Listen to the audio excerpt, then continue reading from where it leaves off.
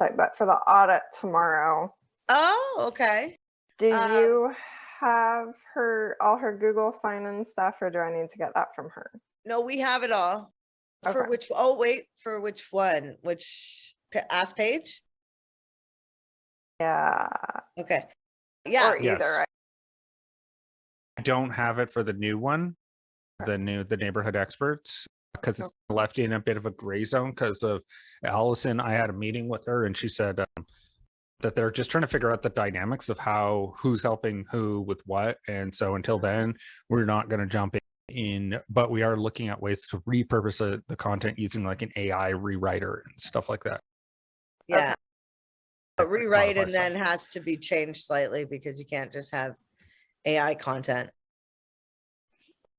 Yeah, it has to do a once over, then you have to do a once over, because if you just let an AI machine, Google has currently, they figured out how to retrofit it. And so everyone that got hit in the big losers from the May update were AI, people who just did pure AI content, which was would be stupid, because like anyone who's used like a GPT transformer, it's like that does not make for good writing. It's good for putting something on the page to give you some ideas on where to go, but it's not really Right. a out of the box solution. Yeah. So yeah, you can do all the pages, and that's good. We have a couple audits to do, but we're having trouble with access. That's what we were talking about beforehand with another agency. They don't like to share, is often the case. Yeah. Exciting. Yeah, no, it's not just side ink. Remember, it was no, but they're the ones that we've run into the most. They're the ones freshest in my mind that anytime we've where that guy Sean worked, he owned the company. They had trouble giving access to Radar Hill. Yeah. I don't know, but then they had more than just issues with that. Like their little website builder, like no one does like your own backend system. Yeah. Hey, I have a question for you, Candace. Is Ask Page or the Side Inc. website, are either of them attached to a CRM? I have no idea. Okay. Because I'm 90% sure that her Ask Page Schulte website is connected to a Follow-Up Boss, because that's what that phone number in the bottom right hand corner is. And so it directly, if you call that number, you automatically get added to the okay, so yeah. I know they had used Follow-Up Boss, but I think they were moving away from that, but don't quote me on that. Yeah. CRMs are like, they're as common as they're the most common thing you'll find as a SaaS product is a CRM tool. So you can throw a stick and you'll hit a couple thousand. But CRM tools for different businesses, right? I think that's what's really interesting. So, and having a website and a CRM attached is a unique thing, is it not? Having really good deep integrations with them is always good. The first tab you should go to on any sort of SaaS tool you're going to purchase is integrations, and make sure it integrates into what you have existing, because that's my go-to. The first page I go to is integrations. Then if I like what I see on integrations, then I'll go to pricing and figure out what the axes are, because they're usually like per user or per X amount of data. There's some metric that they work along, and then you just figure out whatever that is. And to me, that's how I do any sort of SaaS tool analysis of whether this is worth it or not. I think as a marketing professional, that's what you run into most of all. And you can spend so much money. Oh yeah, death by 1,000 SaaS cuts. Oh yeah, I think that we have that. We're getting there. And we just randomly will be like, because we found a plugin a couple days ago. So good. And as a couple classes ago, I showed you our site speed and our mobile speed, and it's always really bothered me. And I am not at the point in my journey where I can actually physically understand all of it, because it's a lot. Like, come on now. And And I was thinking, what new website with a headless CMS? Like, I'm thinking, how much will that cost? And oh my God, and blah, blah, blah. Get this plugin 100% on desktop now for speed, and mobile was what? 91, 92. Yeah. Which, So, Wow. yeah. Yeah. So if you all do a page, and it's $50 a year, it's not. it doesn't break the bank, and you can do multiple sites.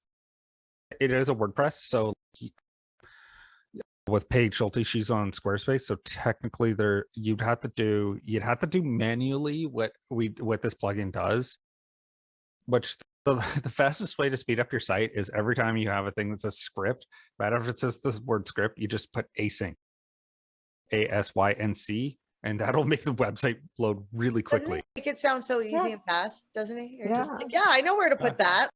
Yeah. Yeah, it's a ridiculously stupid fix, but it's something you have to know to go and do. And that's the hard part, is that it's a very new feature that when I learned to code, that's one of the big ones that have just come up, is that you can defer the code. So don't wait for this, just load whatever loads as fast as everyone will load, and then just don't care. And then that will make your website go really fast. And it's just a special one that says, just load whenever you're going to load. Because most people, as long as the HTML is there, they're fine. We'll go over more of that. Don't worry. No, that's it. That's the only explanation you're going to get for like technical SEO. That's it. Boom. What's My the plugin question, called? Kai, did you do a WP test? Rocket.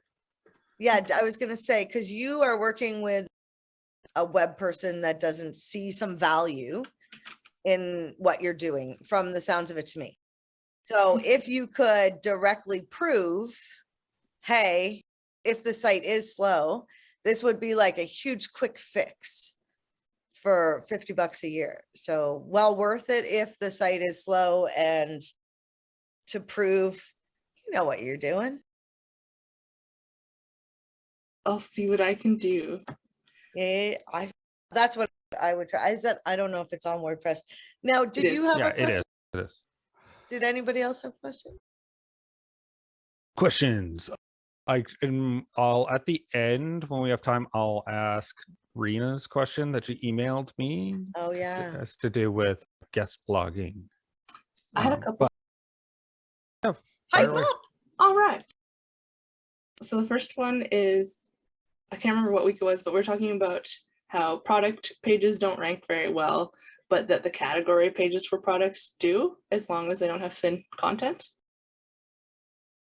And I was wondering, the site that I'm working on has a category page for all the products, and then within that there's like category pages. And I was talking to her about it today, and she was totally open to doing it, but she was like, do I need to do this 300-word thing on each of these subcategory pages as well? Okay, let me just first and foremost, before Phelan jumps in there and tells you all the things and the stuff. So just having a non-thin content page for a category page will not get you to rank. Okay. It will get you okay. But in order to rank, like if you go look at other people's category pages who have done this, like usually they're trying to rank for words. So best chair for office, best office chair. And then they pull in all their products, but then they go into detail, and it's like probably 2,000, 3,000, 5,000 words, a good comparison, or I don't know. A guide. You gotta look at the SERP and see what the results are for what other people are getting. And then you got to do it better than the top one. Okay.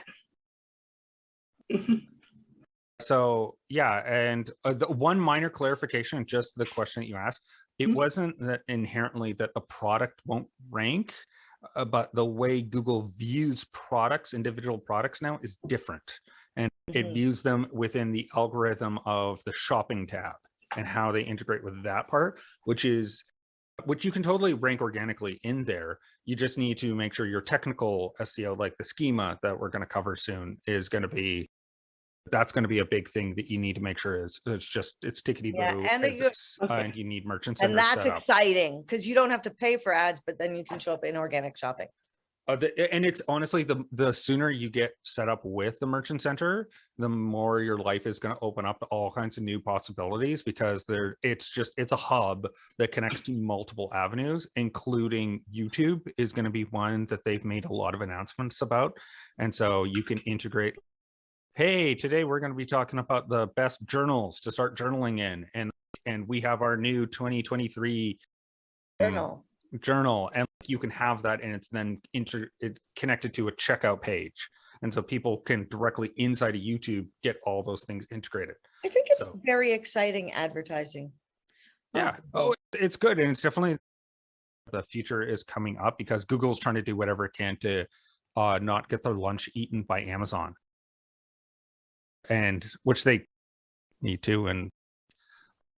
And so anyway, but going back to your category question. So yeah, definitely I would echo what Pip said. It gives you great opportunity to make it a guide, figure out those ones. Guide for buying the best, blah, blah, blah. Yeah, you can look at you're also, it's like Pip said, it's not just about the think on it, it's about strategically targeting keywords. It's about how to show up for the SERPs. So again, we're asking questions with an H2 tag, and then right after that H2 tag, we're answering those questions, hopefully with an ordered list or an unordered list. The one with the little period, like the little dots at the front of it. Google loves those. If you ask what makes a great journal, and then right after that you have a ordered list.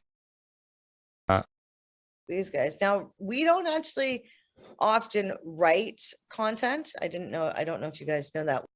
We can write content for people, but that's not what we do. We make the best recommendations. So this company hired us to do that's their main category, residential, to do I think we did dining table or living room. But so their category pages pulls in all their stuff, and then they write like huge amount of information to rank. Like they got everything in there, right? Video. And so it just goes on, because they're giving you because they're trying to rank. Yeah. And how do they rank? Now, they don't have much of an option. If you see, I think they use WooCommerce and all the products. I don't think they had much of a choice where they went. If you could put them in between, or it had to seem to show up at the top, but you gotta make it epic. Yeah.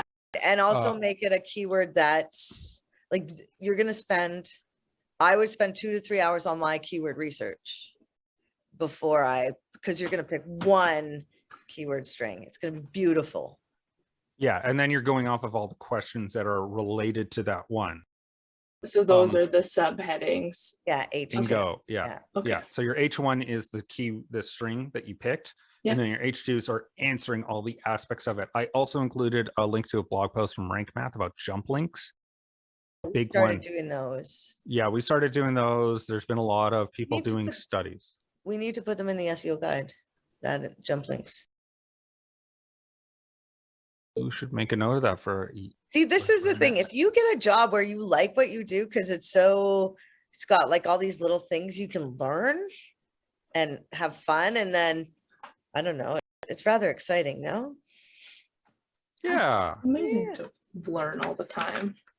Yeah, I don't know. Learning, yeah, I think it's part of the best part of life. I don't know. I hyper focus, maybe so I don't have to focus on the news. Yeah, but we're going to get into ads soon. Do you have another question? I know you do, because you said a couple. I do. It actually ties in really well to what you guys already answered, because it was how to pick related subheadings. Okay. Oh, yeah. One really good resource for that is Ask the Public. Yeah. Oh, yeah. Not the name And the other thing is, do they have reviews? Because pulling in, then using the review feature we have a plugin that pulls in the reviews from Google, because you want the reviews on the page, you want the H2 tags and a lot of juicy content. What is the product category that you're going to try? I'm not sure. It's a big old clusterfuck of everything journal related and courses and stuff. So I'm not sure yet. Okay. So what I would do is go to school, and we're going to do this in 2 classes. we're going to go to Google Search Console and we're going to pick some keywords. We're going to start doing keyword research together and picking keywords for pages that exist. Or one of the best things is when you pick a keyword, you do your research first, you write the article, and then you publish it, and then slowly you start seeing that keyword in Google Search Console. It really is that aha moment. It's true, it works. 2 classes away. Nice. Yeah. Yes, we just have to get through reporting next. That's the next big one. Preview. It's going to be about reporting. Yeah. Oh, is that Thursday? Yeah. So just so you all know. I hope so. For the company you want to create a report for, you'll need Google Analytics access, like admin. You'll need Google Search Console. You'll have to be a verified owner. And if you can't do it, that's okay. You can do it with our stuff. You can play around. And Google Search Console, Phelan, it's just Google Analytics, Google Search Console. Yeah, for the free tier, that's going to be the big ones that people will need access. Well, and you could try, if you have Google Business Profile, we can try to add that one, I believe, if you use something called JEP Pro, which is Jepto. so because we use Data Studio, and what we combine Data Studio with is Supermetrics, but Supermetrics costs money. And as we're a free first company first, so we'll want to teach you the free version. And it's like playing Lego with your analytics. Yeah, there's all kinds of, yeah, definitely the reporting is probably, especially for you, Kyle, where you're dealing with a lot of clients and you're trying to get them something like it's data visualization. So you're saying like, oh, we can watch the trend line as the numbers go up, and you can like point to, it's a way that you can tell a client like, we are doing well. Here's the numbers of things that are coming through. And it just makes your job a lot easier because it gives the client a nice reference point to work with, to be like, hey, how did we do this quarter versus last quarter? And you can It's actually pull that simplified. up. They're just like, up is good. Up Yeah. is good. It's true. One of the hardest parts is all the terminology I find, and some people look and some people don't. Oh yeah. Oh, we have some people that are like, you probably don't want to know anything about this. I really want to dig through all this. So I'm like, okay. Okay. And So do we have other questions? I think this is something like this we're going to build next week. Y'all can interject with questions. So that site I just showed you. So we got their Google Analytics. We pull in all their information. I would change this to take out things because I don't think they need to know this. No, they do. They Or need well, unique events, yes. Sessions with events, maybe no. And there should be a definitions page. But this is Google Search Console, so where you can pull in the keywords and the average position and how it's changed month over month. Can you do year over year? You have to set this up separately from Google Search Console, or is it a? This attaches to No, Google Search Console. It's a very similar concept to how Tag Manager and Analytics work. They're all one part of one communal family. So basically, Analytics Search Console does all the analyzing. Tag Manager deploys it, all these tags, and then Data Studio here does all the visualization afterwards. So this is how you're going to report back to people. So this is taking the information from Tag Manager.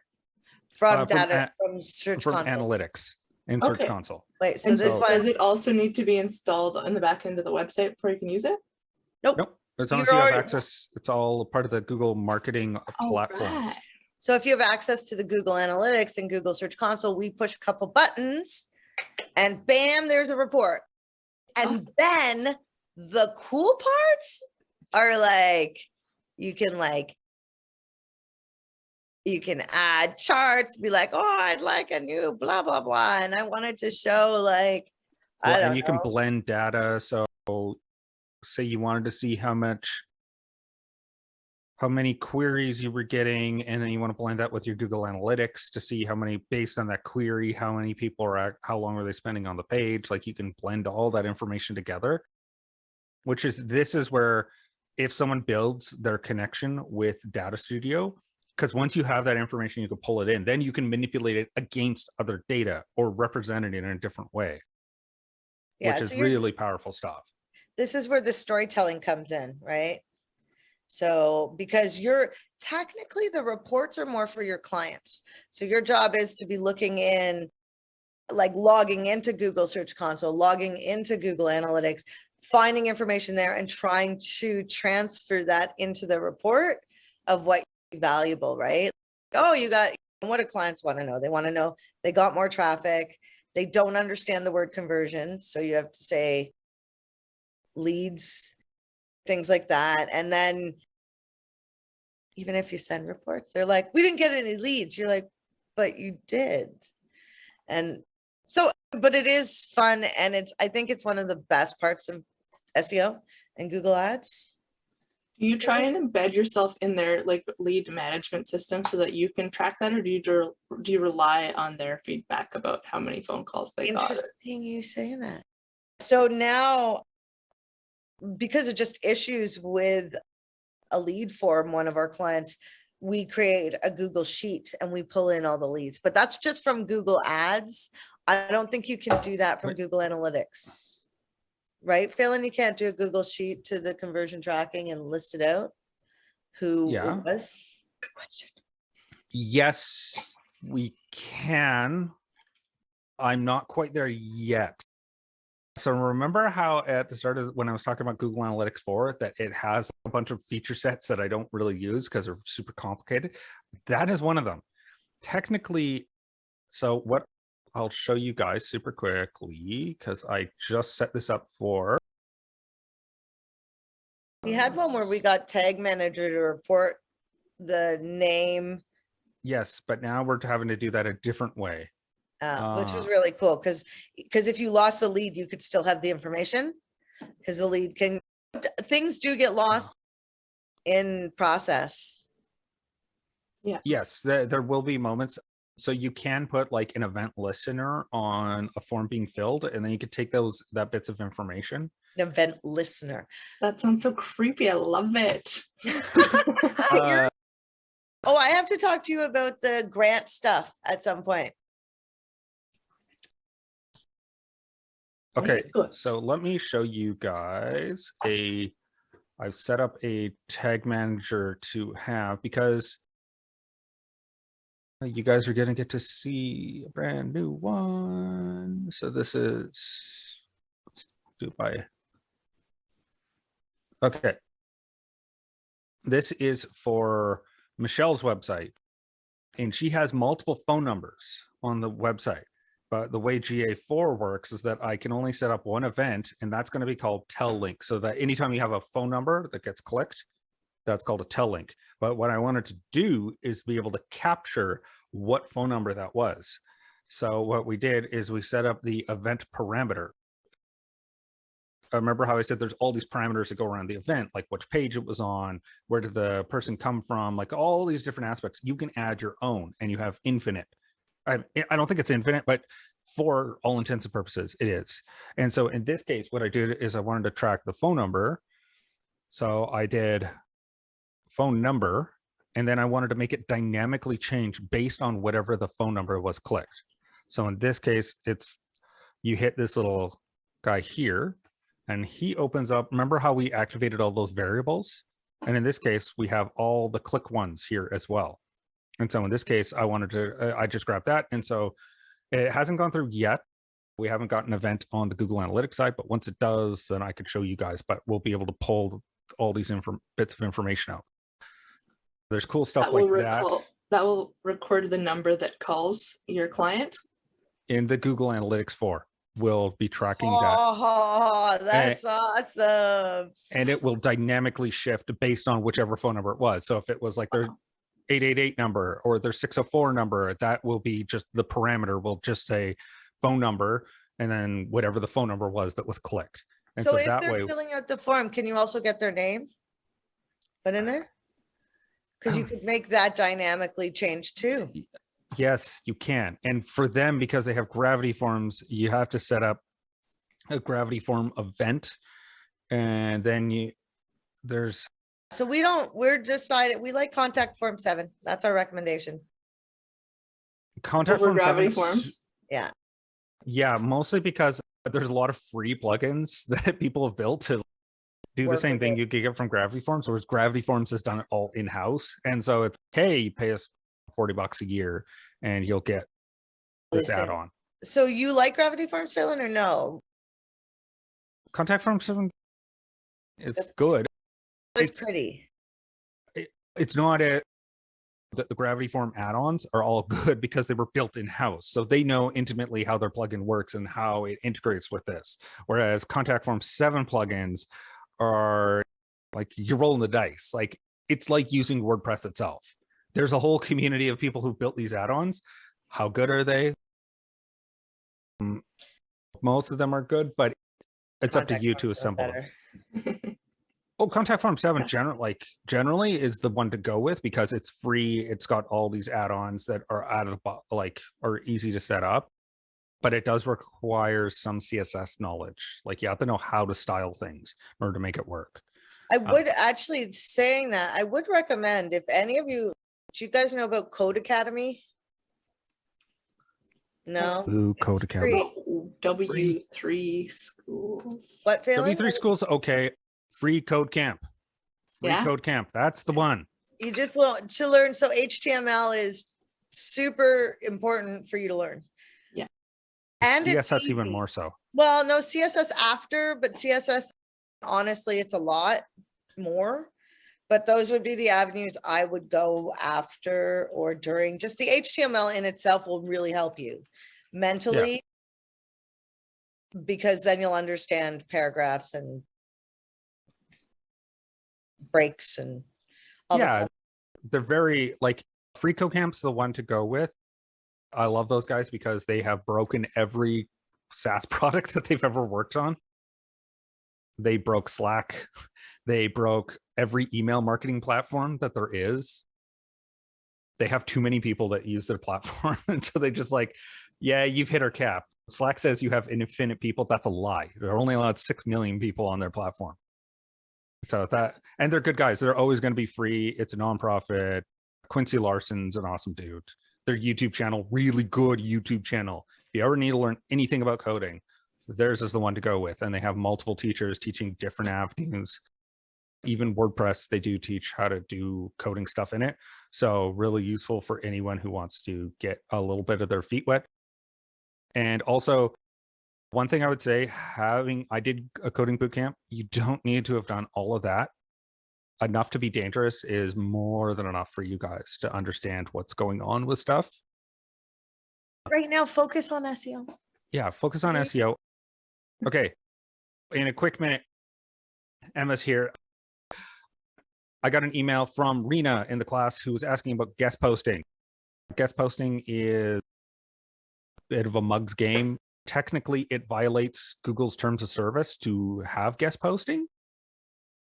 Technically, they've never enforced it, but it is a stipulation that they have in there that says that you're not actually allowed to do it because it's harvesting backlinks. And so I would avoid it. I generally don't see much upside to it unless your Different content. SEOs do different things. So we follow some affiliate marketing best practices, which are write really good content. Yeah, Really good content will get you links. focus on page, focus on internal linking, focus on getting the Technical. content, like making your website really good. Backlinks and doing the off-page stuff is a bit of a mug's game. But you can, if you're working on multiple websites, you can also test it, Yeah. right? As that being one variable, but yeah. Or if you already have multiple authors writing on there, there's no real downside to getting a guest post because it's already part of the expected that it's like, oh, they have multiple people that are coming in and out that are writing for the website. So that if it's just one other person, I don't see a downside per se to that, but be very cautious. And also make sure that the content aligns with what your website's about, because that doesn't always happen. Yeah. But yeah. So tomorrow, audits. Tomorrow. If Audits. you're coming, bring an audit you want to do. We're all going to work on audits. I'm going to do the Google business profile audit. That is I'm going to do the screen updated frog in the audit. course. So bring your audits, bring your access, bring your screaming frog, and we'll see you tomorrow. Yeah, thank you. Thank you.